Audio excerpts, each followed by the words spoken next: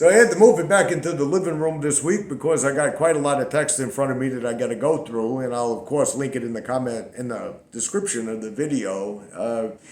And I have spent quite a lot of time on here calling out Bill W. and his garbage and his phony religious cult for what I believe it is. But I haven't paid a lot of attention to Dr. Bob. And you know, it's funny, I was almost going to title this video, What About Bob? I don't know if any of you out there saw the 1990 movie or 1991, early 90s movie with Richard Dreyfuss and Bill Murray, where he's a psychiatrist and he can't get rid of his patient. What About Bob? It's not a bad comedy. I'm not big on comedies myself, but it's not that bad if you've never seen it and you want something light to watch and pass the time with. But I decided really, rather than to call it that, I think I would call it Dr. Bob is a Nightmare. You know, there's the big chapter in the book, Dr. Bob's Nightmare, where we used to hear in meetings over and over again, to those of us who are atheist and agnostic, well, I feel sorry for you. You know, well, reading about what kind of person this guy was, I don't give a fuck if you feel sorry for me or not. I don't like you either, asshole. And of course, I know that there's a whole lot of AA defenders that would say, you know, well, you're attacking the person. It's the message, not the messenger. Where is that etched in stone, by the way? Where is it etched in stone that I have to accept the message and not the messenger? You know, for years when I was in AA, whenever I would point out people that were engaged in all kinds of unsavory, abhorrent activities that were telling me I was morally and spiritually bankrupt and that I was, you know, sick and twisted and everything because I had drank and slipped up a relapse to something like that. And I wanted to point out the kind of garbage human beings they were and the kinds of things they were engaged in. I was always told, well, it's the message, not the messenger. And that's not written in stone anywhere. It's not written in stone that some cult leader gets to lecture me about how to live my life when he's living quite an unsavory existence and not practicing any of the horse shit that he preaches. And I'm not supposed to say nothing about that because it's a message, not the messenger, right?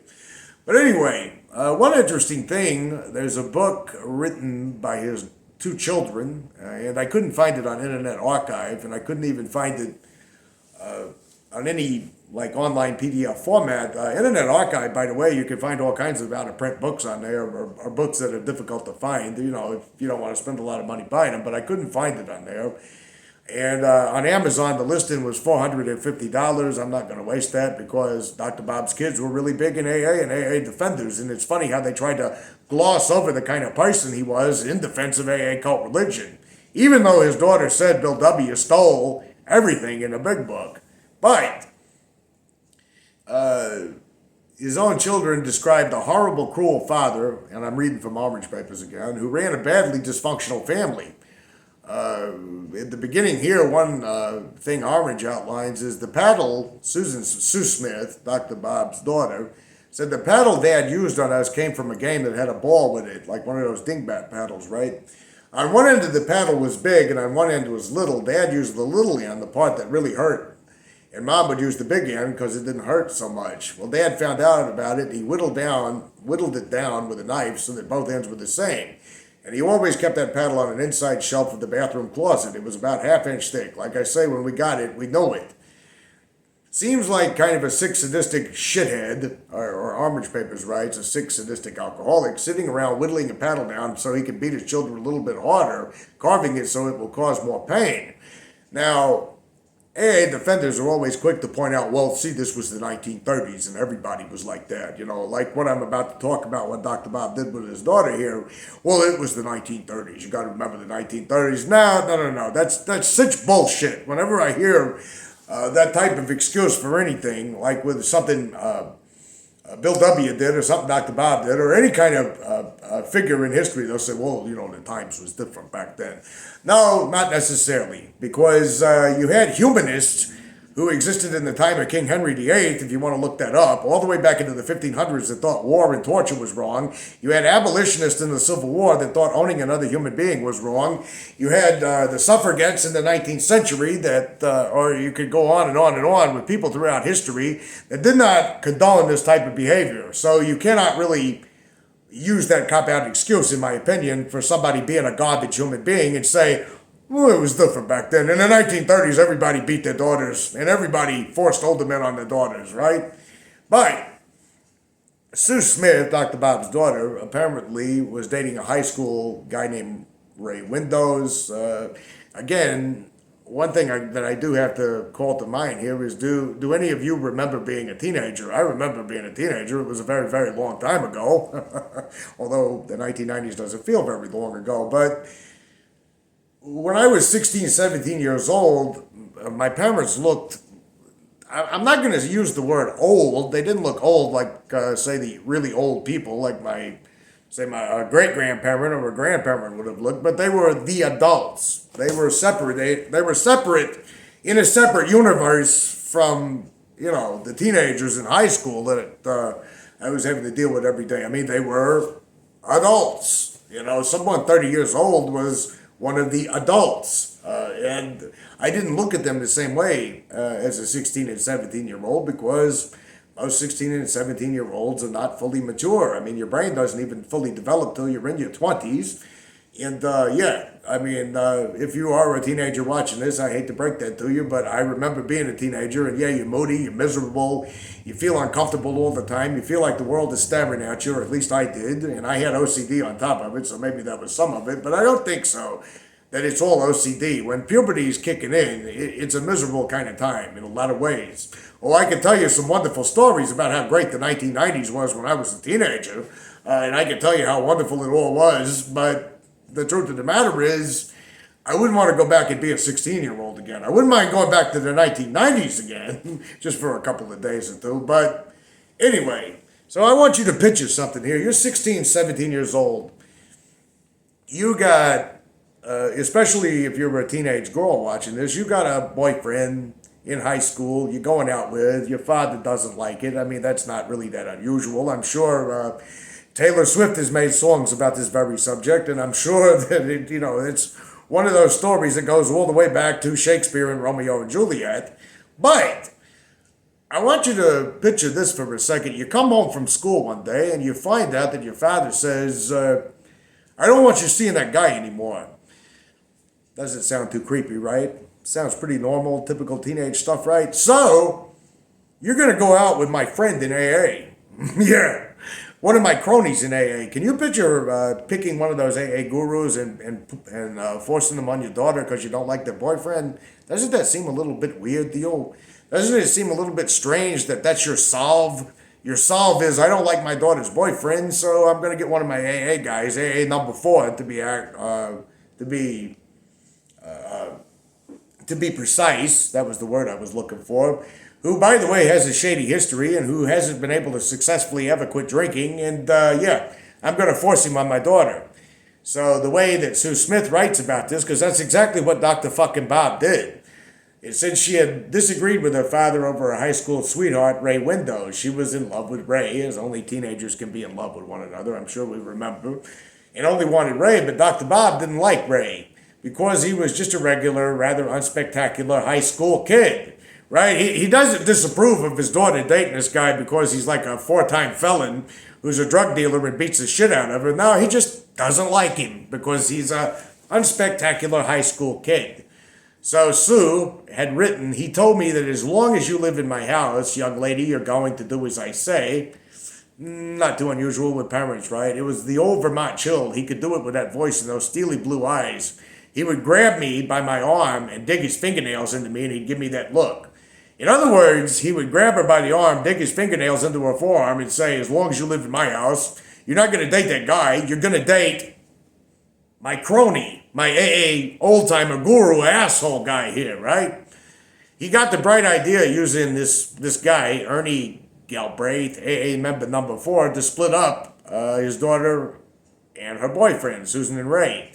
He asked Ernie, AA number 4 guy, to show an interest in Sue, to hone in on her, break up the two of them, and it actually worked. Ernie was like 31 or 32, and Ray and Sue were only 16, 17, so Ernie was able to just heavy Ray out and scare him off. Dr. Bob's daughter later writes, at the time Ernie said he was 30, he might have been older, I was about 17. I didn't pay any attention to Ernie. I didn't like him. I thought he was smarty, he was stout. With reddish hair, round face, blue eyes, he was outgoing, life of the party type among the adults. Ernie was single then, and he kept coming to the house, and I think my dad got the bright idea that if he could get Ernie to take me out, and he would pay the way, he might be able to get me away from Ray. We'd go down, eat hamburgers, and Dad would buy them. I knew all that, but I didn't realize it was in connection with Ray at the time. Now I know it was. I think Dad was using Ernie, and it kind of backfired on him. So in other words, picture this, if you will. You've got a teenage daughter. You don't like a boyfriend. You don't say to her, I wish you would stop seeing him. You don't say to her, why can't you date that nice young guy down the street who actually has a rich family? That would probably be the case, by the way, most of the time. Now, your idea is to grab somebody out of AA member number 4. His picture is here on the Orange Papers link I'm going to post in this video. Go out with this guy. In fact, you know what I need you to do? I need you to hit on my daughter. I need you to hit on my daughter, take her out, get her interested in you, get her in love with you. I'll pay for everything if you just do this. Does this not seem a little weird? Does this not seem a little disturbing? I don't know. She writes later on, Orange Papers has copies of excerpts of the book, Ernie gradually started to have a little appeal. He was an older person and he had a good sense of humor. We always had fun. We joked together. He was a real storyteller. He made my mom and dad laugh like nobody I've ever seen, just sitting around the kitchen table drinking coffee and telling stories. I don't know about that. You know, I've met a lot of AA old-timers. I know what kind of stories they tell. They were pushing me onto him, so I figured they liked him, and that was kind of different. That comes from Children of the Healer, the story of Dr. Bob's Kids, on page 46. Then one time, she writes, in the fall of 1937, I went out with Ray, and when I came home, Ernie was at the house. I tried to go upstairs without being noticed, but he cornered me in the hall and asked me if I'd been out with Ray. I looked at him straight in the eyes and said yes, so by gosh, if he didn't whip up and grab me by the arm and get me in the car and drive over to Ray's apartment. So now, let me get this straight. You're a teenage girl. You went out with somebody who's in high school with you. You went out with your boyfriend, your real boyfriend, not some fucking guru AA old-timer that your father forced on you. You come home. He asks if you've been to see him. You say yeah. He grabs you by the arm. He hauls you into the car. And he drives you over to the young guy's apartment. It says Ray was hanging out on the corner with a bunch of guys. It was a warm night. Ernie got Ray in the car, and that's when I broke up with Ray. Ernie just told Ray that Dad didn't want me to see him, and I don't remember what the thing was. Whether I had to make up my mind or whatever, I don't remember. I didn't say much. I couldn't even look at Ray. Ray said he got the impression that Ernie was taking over when he was out. But I know that for about 3 weeks, I wasn't worth anything to Ernie. I was down and out because I had broken up with Ray. I really didn't want to, but I was beginning to kind of like Ernie then. Ray said he had never cried in his life, but he did that night. So in other words, you go out with your high school sweetheart, this creepy Ernie guy hauls you over to his apartment, tells you you're going to break up to him. You feel bad because you feel down about it. You make the young guy kind of break up and cry about the whole entire thing. And this is all with the blessing of Dr. Bob. This is all with the blessing of Dr. Bob. You're going to get one of your cronies to break up your teenage daughters. It's not like they were getting married here, but it looks like they were just dating. You're going to force one of your creepy old-timer guru friends to get between your daughter and her teenage boyfriend, and you're telling me if you're an atheist or if I'm an atheist or an agnostic or skeptical or whatever, that you feel sorry for me because I'm a scumbag who misses out on the spiritual way of life. Does this seem normal to you? Does this seem remotely normal to you? If you were a parent and you're watching this, would you, if you didn't like your daughter's boyfriend, would you go to an AA meeting and grab one of those AA gurus and force him on her? Would you do that? Doesn't that seem a little strange? It just doesn't seem, Anyway, Ernie Galbraith wrote the story, The 7-Month Slip, for the first edition of the Big Book. As the story title implies, Ernie relapsed, often, like all the time. The 7-month slip was not just a little slip after 7 months of sobriety. It was 7-month-long bender. I've been on some of them benders. And I'm going to tell you something. When you're coming off a bender, the only thing you could think about, or at least I could think about, was wanting to get better, wanting to get over the shakes, wanting to get over the anxiety attacks, wanting to get over that bizarre dizziness that would just hit me out of the middle of nowhere and panic attacks and everything else. The last thing I was thinking about doing was having a relationship, but of course, I wouldn't want to go intrude on a high school girl and her boyfriend. I mean, I just, give me a fucking break. And just like Bill Wilson, Ernie liked to mess around. The teenage girl, Dr. Bob's daughter, was defenseless against something else Ernie liked to do. You see, he didn't just force himself on Dr. Bob's daughter as far as, I'm coming between you and you're going to break up with your boyfriend and you're going to hang out with me. Now, he liked to go out with her friends. Now, I want you to picture being a teenager. I want you to picture one of your parents' friends intruding into your life, saying that they're going to date you from now on because your parents don't like your boyfriend or whatever it is. And then I want to picture this guy who's now taken over your life is actually going out with your other friends. Ernie wasn't a very nice person, she wrote. I already knew the way he was. When I went to the WPA school, he would take friends of mine home. He was going out with all the girls in high school or different girls in high school at the same time. He would ignore me oftentimes, and I would bawl my eyes out at night.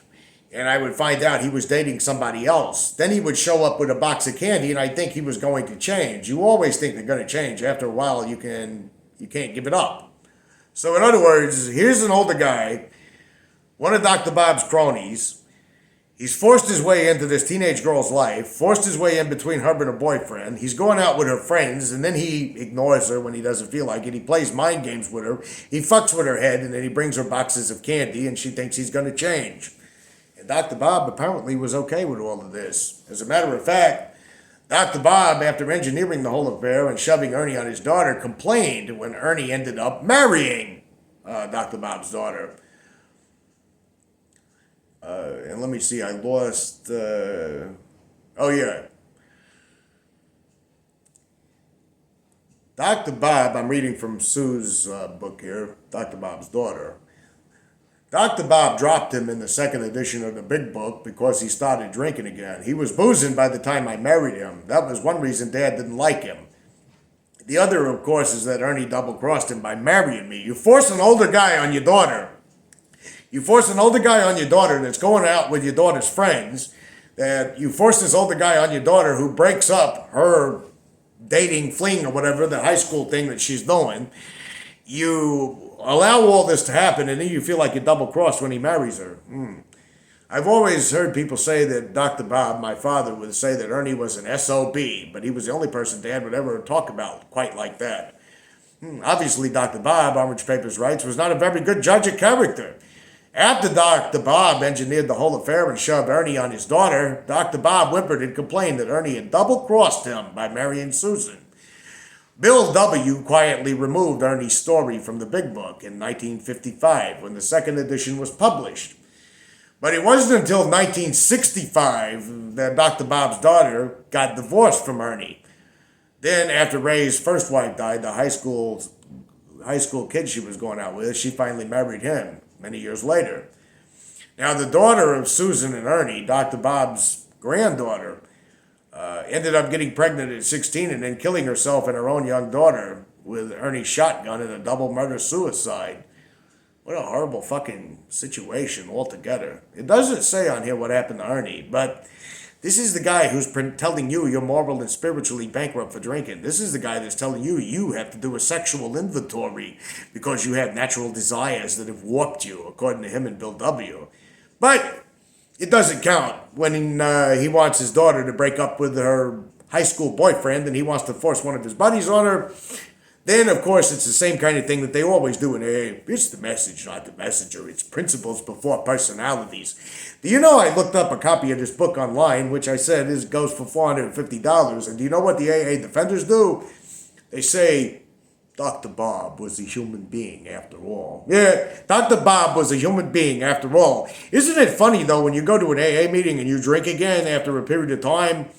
You ever seen any AA members tell you, you're a human being after all? Of course you had to slip up and drink. Now, you don't get that kind of forgiveness in AA when you drink again. When you drink again in AA, they tell you weren't willing, you weren't honest, you didn't do the steps, you didn't want to get sober, you didn't really care, but you didn't want this way of life. That's what they get.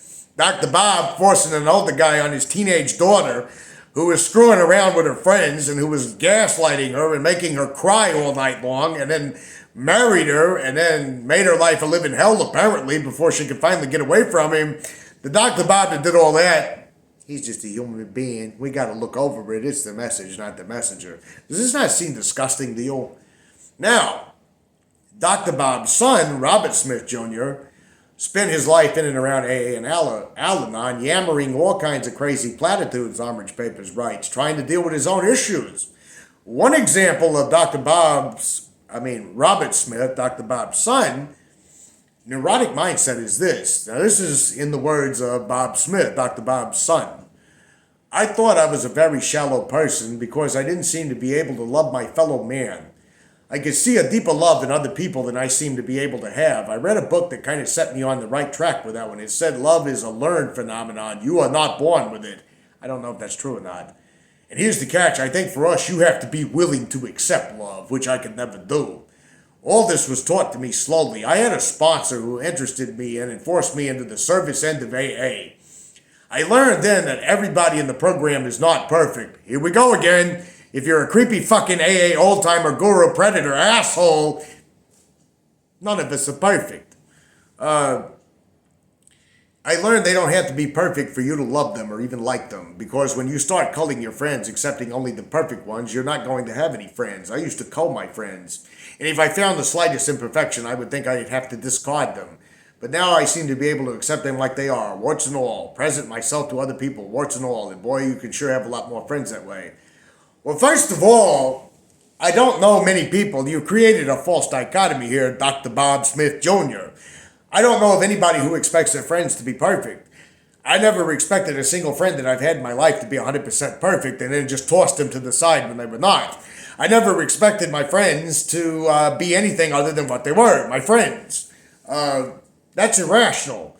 But by the same token, you're saying I gotta love everybody?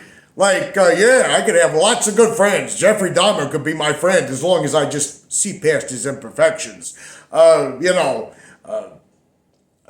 Jim Jones could have been my friend if I could have just been willing to look past his imperfections, right? This is ridiculous. And Orange Papers calls this out correctly. That poor guy, his father, Dr. Bob, screwed him up so badly he didn't understand how to feel or accept love. And it's irrational and insane to expect everybody around you to be perfect, or even to expect anyone to be perfect. Such compulsive perfectionism is characteristic, by the way, of abused children. But you can't flip out and go to the opposite extreme either and get everybody unconditional love and complete acceptance. If you don't set some standards and call your friends, then as he points out what I just said, you can end up with people like Ted Bundy in your circle of friends. And it seems that Dr. Bob Smith Jr. reported in an Al-Anon speaker's tape that his own son also committed suicide. So 2 of Dr. Bob's grandchildren killed themselves, one while also murdering Dr. Bob's great-granddaughter.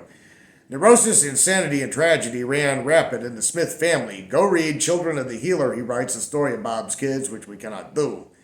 It says Dr. Bob's daughter, Sue Smith Windows, gladly gives testimony in court against Alcoholics Anonymous when the German AA organization was suing some German AA members for printing and freely giving away copies of the old out-of-copyright versions of the Big Book. She volunteered to go to Germany and give testimony against AA leadership. Unfortunately, her ill health prevented her from doing so, but she wanted to. However, she did send a notarized statement that flatly declared that Bill W. stole the Big Book money and copyright without the knowledge or permission of her father or any of the other Akron AA members. And of course, Dr. Bob's daughter has passed on. It says Dr. Bob, he gives more information, seems to have been a dogmatic, intolerant, power-tripping, neurotic religious fanatic who got his kicks by having people in the early AA group surrender to God on their knees before him. Nan Robertson, in her book, which enthusiastically praises AA, describes Bob like this. He was a dignified man, gallant to women, yet he had a slangy way of speaking about them. He called them frails or skirts. He relished dirty jokes. Conventional and dogmatic, Dr. Bob opposed admission of women alcoholics into the initially all-male AA. Yeah, I mean, what do you expect? A guy who shoves an older AA guy on his daughter? Yeah, I was trying to see. what the link is. In his own chapter in the big book, Dr. Bob adds, if you think you're an atheist, an agnostic, a skeptic, or have any other form of intellectual pride, which keeps you from accepting what is in this book, I feel sorry for you. I don't give a fuck if somebody like you feels sorry for me or not. So, you can have any religious beliefs you want, but if you're an atheist, an agnostic, a skeptic, or prefer to think for yourself while using a little common sense, Dr. Bob feels sorry for you because you're in big trouble. You do realize you can be skeptical of things, and let's just say I'm not a religious person, but let's say you're a religious person. You can still be skeptical, and it's not intellectual pride to have skepticism. I mean, yeah. I mean, if I walked up to a religious person and said, by the way, I'm Jesus, and they were skeptical about it, I'd say, well, you're just full of intellectual pride. You can, Dr. Bob believes a skeptic is anybody who questions the stupid fucking dogmatic cult religion of AA. You're guilty of intellectual pride if you don't accept what he and Bill are pushing. Talk about narrow-minded. What are you guilty of intellectual pride, Armitage writes, because you choose to trust your own thinking rather than a bunch of superstitious, anti-intellectual people who meet in church basements down the street? Or do you really think your own brain is working better than the brains of a whole bunch of fervent believers who swear that you can use a doorknob, a teddy bear, a motorcycle, or a group of drunks to be God? How stubborn, prideful, and intellectually uncooperative of you. Why don't you be a good kid and conform, just like everybody else, to the AA way of life, or you'll drink yourself to death and die. It says, I'm trying to see, there's a link he's got here about people surrendering to God on their knees before him, but I don't,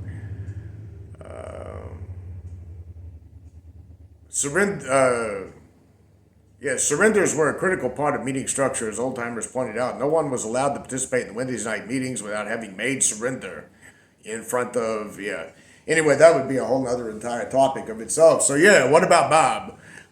Bob was a nightmare in his own right. I don't spend enough time bashing him on here like I do Bill W., but,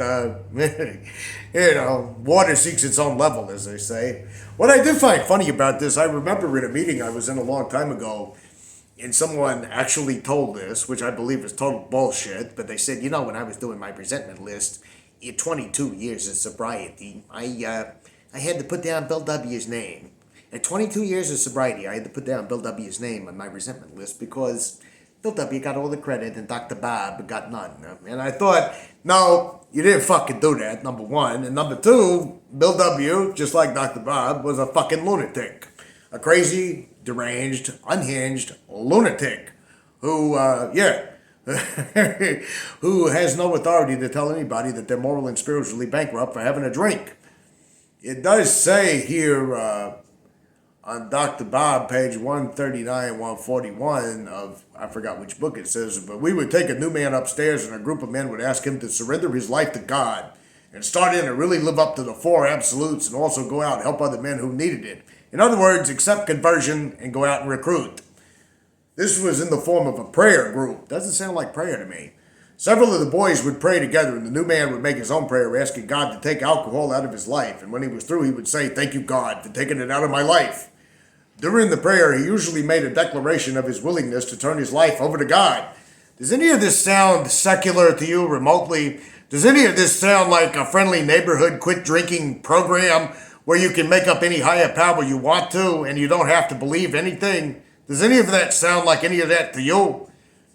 Sounds to me like a crazy, insane fucking cult religion. And it sounds like that, if you got men who live very shady, dishonest, kind of creepy lives telling you that you're morally bankrupt for drinking, then why the fuck are we listening to those guys about how to quit drinking? Why aren't we listening to people who actually have some expertise in what makes people get addicted to alcohol? Well, that's right. There's no reason behind this. It's a fucking cult religion. I think I've covered everything. It's a 30-minute video. I don't know if you'll be able to tolerate going through 30 minutes of this, but now we know all about Dr. Bob. And I see you guys next week.